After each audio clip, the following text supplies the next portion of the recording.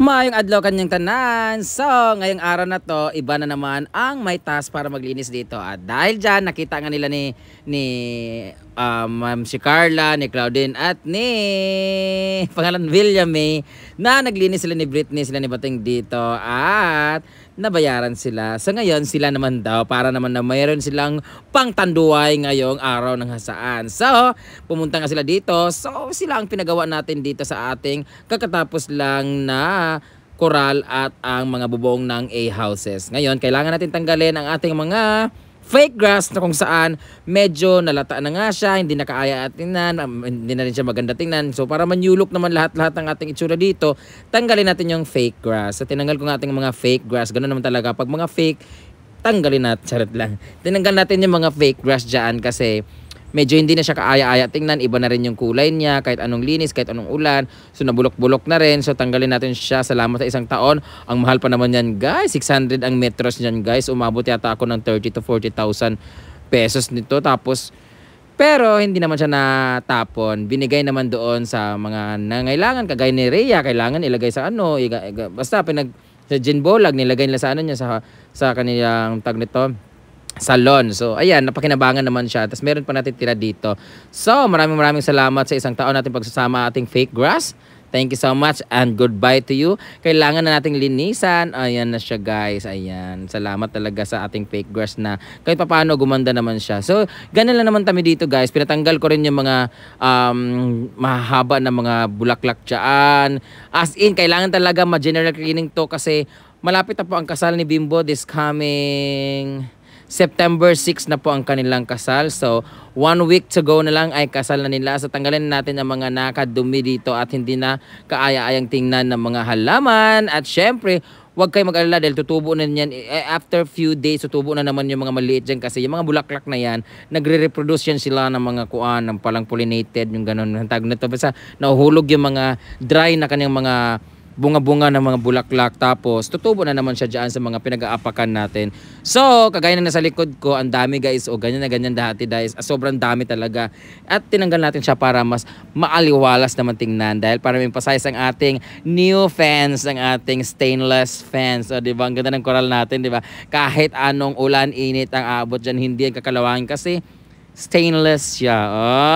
At syempre pinalinis ko rin yung buong paligid kasi imamawer yan ni Bimbo dyan. So, maganda na siya tingnan kahit papano para sa kasal. Pag drone shot, maganda rin tingnan. Tapos green na green talaga. Yun nga lang, hanggang tuhod yung ating mga damo dyan, yung mga Carabao grass. Kinain na lahat ng mga damo na mataas. Pero anyway, giubo na ko giatay. Maganda naman siya at nung namawer na siya ay nag-level naman lahat. So, iyan naman si Inday Katok. Bida-bida talaga siya. Akala niya mabubunot talaga. Nabunot talaga na. Pero bago niya mabunot yun, guys, sobrang tagal yun talaga. Ang bigat kasi nun, guys. So, ayan na. Nandiyan sila ni Rhea. Nagtutulong-tulong lang kami dyan, guys. Iba-ibang toka kami. Yung iba naman nandun sa labahan. Yung iba naman ay nasa bahay. Naglilinis. So, kami naman dito, banda kasi ako nag-i-instruct sa kanila. So, kung makikita niyo yung old videos ko or new videos ko, nahuli itong pag-upload ko na to. Ang ganda na nito ngayon kasi sobrang linis na. Tinanggal ko na yung mga branches of science, mga sanga na nasa baba. Ayun, tinanggal ko na siya. At ito na nga, nililinis na ni Ma'am si Carla, ni Claudine at ni William May ang ating tinagtanggalan ng ating fake grass. So, siguro kakaulan, init ulan yan, mawala na yung mga lumot-lumot dyan o kung ano-ano man. So, ito na nga yung kanyang resulta. Sana ay luminis pa yan ng bonggang-bongga at kumakapal na ang ating mga green grass of home. So, ito muna ang ating mga bisita na binigyan kami ng pagkain. Ayan, ang sarap talaga dito, guys. Binigyan kami ng seafoods. Maraming salamat for spending your time here in Higuan Nature Park, na kung saan maraming sila dito, guys. Pag Saturday, Sunday, ganyan sila, guys. Namimigay sila ng mga pagkain. Kaya certain namin dito kasi meron silang mga binibigay. Meron na kaming pang-ulam. O, diba? Seafood sila for today's video.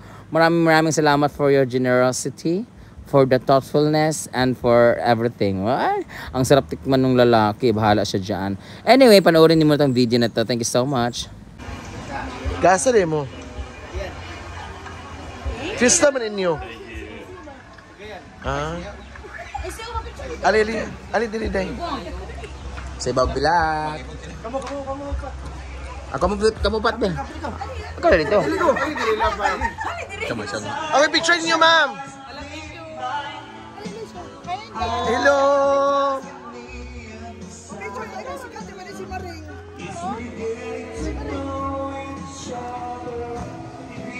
5, 6, 7, go! Isa pa. Thank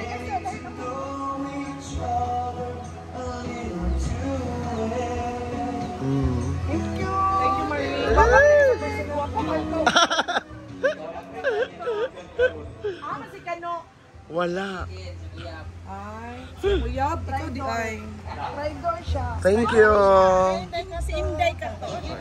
At tapos na tayo sa pag-show ng ating mga bisita. Dito naman tayo sa pagpapatuloy ng ating mga trabahante. Trabahante talaga. So patuloy kami sa paglilinis dito. Good job. At dahil dyan, nabudol na naman ako ng tatlong ito. Parang wala pang isang oras sa pagtatrabaho nila. Ay nagkaroon sila ng 2,000 pesos.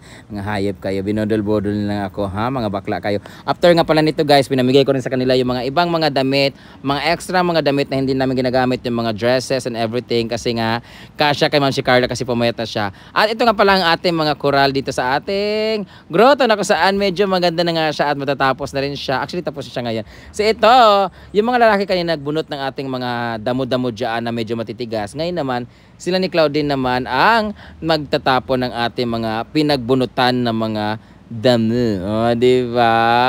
Kailangan na nila ng pera eh. Yun pala, pang tanduay lang pala. Akala ko naman pang school supplies and everything, pamasahe. Yun pala, pang tanduay lang pala. Ito na po yung itsura niya. Thank you so much sa inyong tatlo for your boodleism. So dito namin itatapon ng ating mga damo na kung saan pag na-dry na siya, pwede na siyang sigaan. So ngayon, magpi-play muna kami ng aking mga baby. Si Maymay, si Moymoy at si Panda. Yan. Cute-cute naman nila. Panda! Ala, huli ka.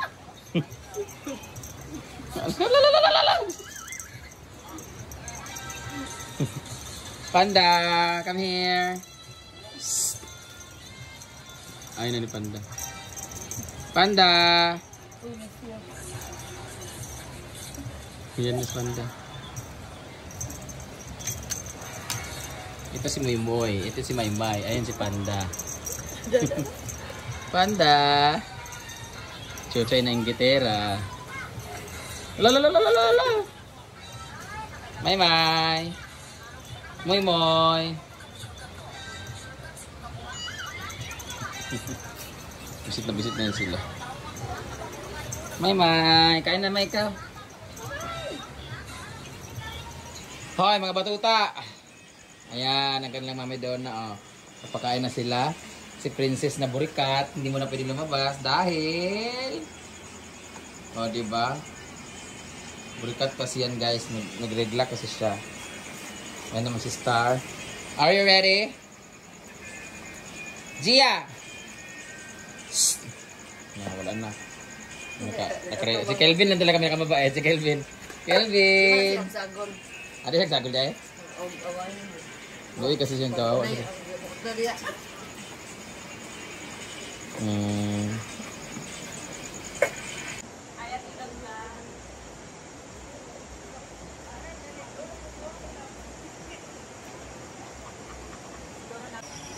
Ayun na po paggabi dito. Ang ganda na. Dito naman sa kabila yung mga talisay, mga ilaw-ilaw. Ang cute. Puntahan natin dito banda.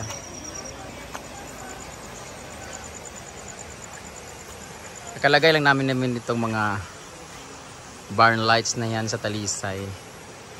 Here! Pasok tayo. Hindi pa rin siya tapos. Andito na po yung mga bagong coral. Ayan. Hindi pa siya na semento. Naka ano pa lang siya. Ready for semento na siya. Pag natapos ang lahat, sabay-sabay silang isusemento dyan. So nakalagay na sila lahat. Ito na po yung semento dito. Ayan. Cute na niya. Tingnan. Ito hindi pa sila tapos. Andun pa ginagawa pa. Yan. Cute na niya. Lala. Ang lalaki na rin ng mga flowers. Oh. Grabe.